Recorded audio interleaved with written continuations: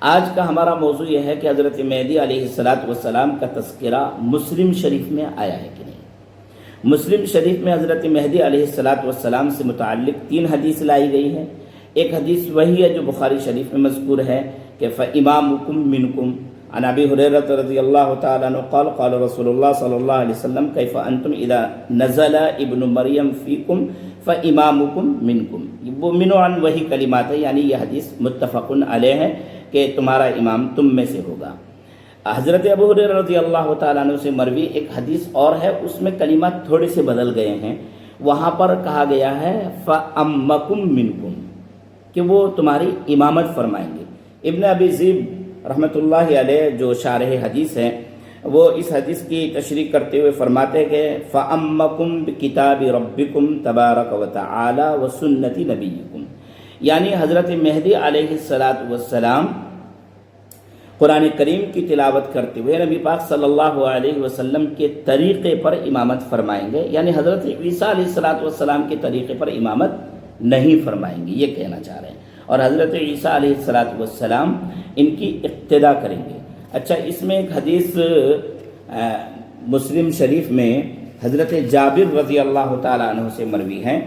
اور حضرت جابر رضی اللہ تعالیٰ عنہ سے مروی جو حدیث ہے اس کے کلمات اس طرح ہیں: عن جابر بن عبداللہ یقول سمعت النبی صلی اللہ علیہ وسلم یقول لا تزال طائفة من امتی ظاہرین الی یوم القیامہ۔ یہ کلمات اس میں بڑھے ہیں، اور آگے فینزل عیسیٰ ابن مریم فیقول امیرہم تعال صلی لنا فیقول لا ان بعضکم علی بعض امراء تکرمت اللہ علی ہذہ الامہ۔ اس حدیث کا جو ترجمہ ہے وہ یہ ہے کہ میری امت کا ایک گروہ قیامت کے دن تک حق کے غلبے کے لیے لڑتا رہے گا۔ فینزل عیسیٰ ابن مریم، تو لڑتے لڑتے حالت یہ ہو جائے گی کہ میری امت کا وہ گروہ حق کی بالادستی کے لیے میدان کارزار میں رہے گا، وہ لڑائی کرتا رہے گا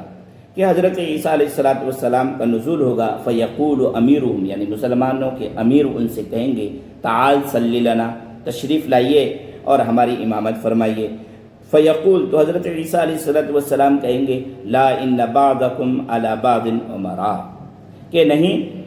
آپ میں سے بعض کے امیر ہیں، تکرمت اللہ، یہ اللہ کی طرف سے عزت ہے، علی ہذہ الامہ، اس امت پر۔ یہ جو حدیث ہے، یہ حدیث اسی بات کی وضاحت کرتی ہے کہ حضرت عیسیٰ علیہ السلام حضرت مہدی علیہ السلام کی اقتدا فرمائیں گے، اور حضرت مہدی علیہ السلام امامت فرمائیں گے، اور جب تک حضرت مہدی علیہ السلام اس دنیا میں حیات رہیں گے، حضرت عیسیٰ علیہ السلام ان کے ساتھ مل کر کے امت مسلمہ کے مسائل کو حل کرنے کے لیے اور ہدایت کے لیے اس دنیا میں کام کریں گے۔ اس حدیث میں جو ایک ٹکڑا شروع کا بڑھا ہے وہ یہ ہے کہ لا تزال طائفة من امتی ظاہرین الی یوم القیامہ، کہ میری امت کا ایک گروہ حق کی بالادستی کے لیے قیامت تک کوشش کرتی رہے گی۔ جو وہ ایک گروہ ہے جو کوشش میں، ایک جماعت ہے جو کوشش میں لگی رہے گی۔ کوشش یہ کرنی چاہیے، چاہے وہ ہندوستان کے مسلمان ہو، وہ پورے ورلڈ کے کسی خطے کے مسلمان ہو، وہ اس گروہ کے سپورٹر بنے، معاون بنے، اور وہ اس گروہ کا ساتھ دیں۔ وہ کوشش ہر علاقے سے اس طرح کی شروع کریں کہ یہ سلسلہ جا کر کے حضرت مہدی علیہ السلام سے مربوط ہو سکیں۔ میں جو سلسلہ وار ان حدیثوں کو بیان کرتا ہوں، ان حدیثوں کو چن کر لا رہا ہوں اور واضح کر رہا ہوں، اس کا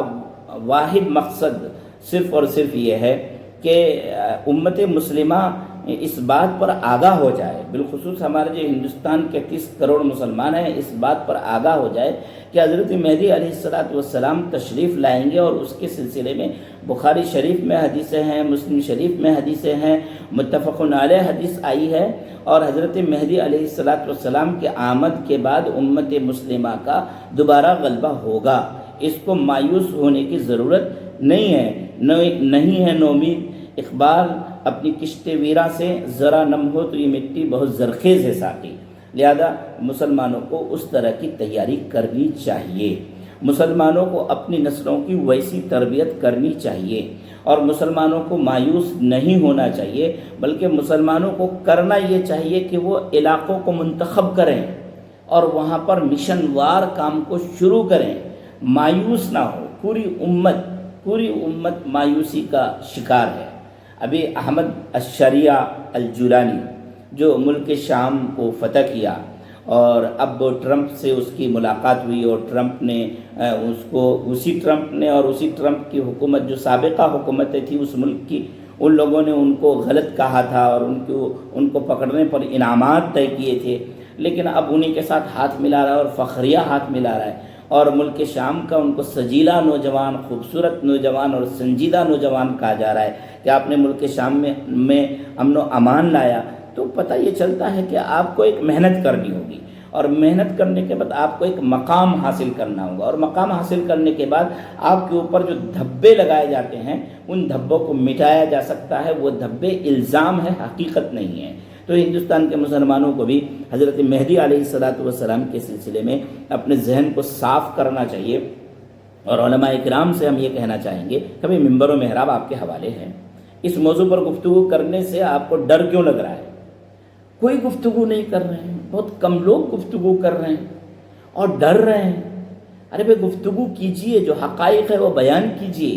لوگوں کو کہیے کہ آئیے ان حقیقتوں کو سمجھیے۔ رہی بات عرب حکمراں کی، تو عرب حکمراں اپنا کام کر رہے ہیں، ان کو اپنا اقتدار بچانا ہے تو وہ کام کر رہے ہیں، ان پر طعن و تشنیع کرنے کے لیے آپ کے پاس تو بہت وقت ہے، لیکن آپ کو اپنے لوگوں کو حقیقت حال سے واقف کرانے کا وقت نہیں ہے، یا آپ پھر خوفزدہ ہیں، یا پھر آپ کے پاس علم نہیں ہے۔ کیا ہے مسئلہ؟ اس مسئلے کو حل کیجئے۔ لوگوں نے تو کتابیں لکھ رکھی ہے، ان کتابوں کو پڑھیے، اس موضوع سے لوگوں کو باخبر کیجیے، اور یہ کہیے کہ آپ ایک بابرکت سلسلہ شروع کیجیے، جو سلسلہ جا کر کے حضرت مہدی علیہ السلام کو سپورٹ کر سکیں، تعاون دے سکیں، اور حضرت مہدی کے اس سلسلے میں جا کر کے جڑ سکیں۔ اس موضوع پر باضابطہ کام کرنے کی ضرورت ہے، اور اس پر کہیں نہ کہیں سے ایک آغاز ہونا چاہیے، اور کہیں نہ کہیں سے ایک ابتدا ہونی چاہیے، اور گفتگو ہونی چاہیے۔ اللہ عمل کی توفیق نصیب فرمائے۔